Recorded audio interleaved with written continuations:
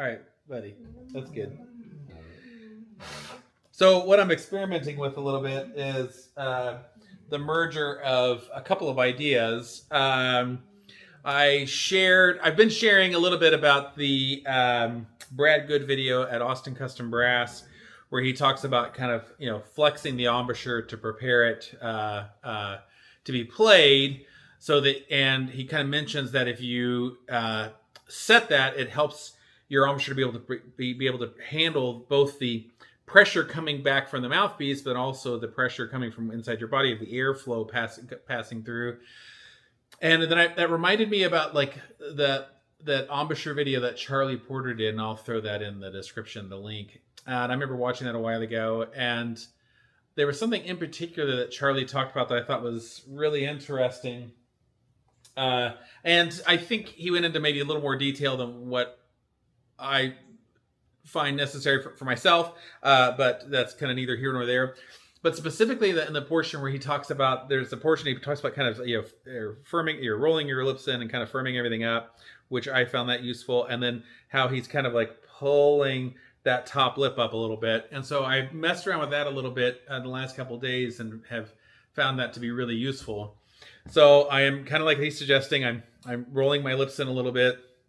They're in front of the teeth still. They're not rolling them over the lips. Just kind of doing that, and then mainly just firming them up with my lips sort of facing each other, if that makes sense. Setting on the mouthpiece and then like raising the top lip under mouthpiece pressure where it's pulling up from the mouthpiece. That time there's an aperture. You can release air through it. And by just firming up a little bit, it would turn that into a sound.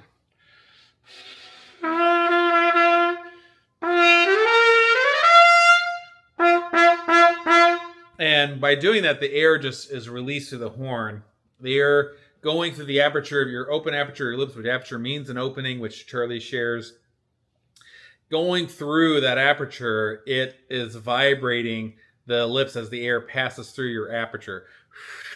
And then plus, because of that, the air is just released from your body is very freeing and very flowing.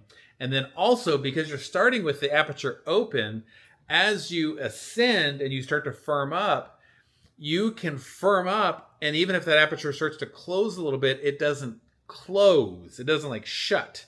And therefore, it keeps vibrating. And you not only can play louder, but you can play like higher with more ease and better flow with less restriction. And that's what I was just kind of trying here. Literally the first notes of the day, grabbed the horn and was like, I wonder if that works.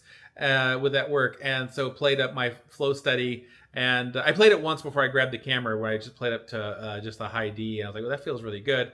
And so I was like, let me just grab the camera because I could see this might turn into a video. And so then what you hear next is just the next flow studies going up to the high F and then going up to the A over the F. And that's all on, this is not like my commercial equipment. This is my orchestral wind ensemble type equipment. This is my deep mouthpiece and whatever. So if I grab my lead horn and lead mouthpiece, I can peel paint with that thing. So I'll check out that Charlie Porter video. Kind of let me know what you think. I think the thing that I would say that I feel is a little different than what he talks about is I think rather than only thinking of the lips rolling in and facing each other, you want to think of a general kind of flexion here. That kind of flexing is what helps, to protect your lips and stuff as they go forward. And I have some other thoughts I'll share too, but we'll start with that one for now. I think that's really interesting. Definitely very useful for me, and I think hopefully useful for you all too. Check it out. Let me know your thoughts in the comments.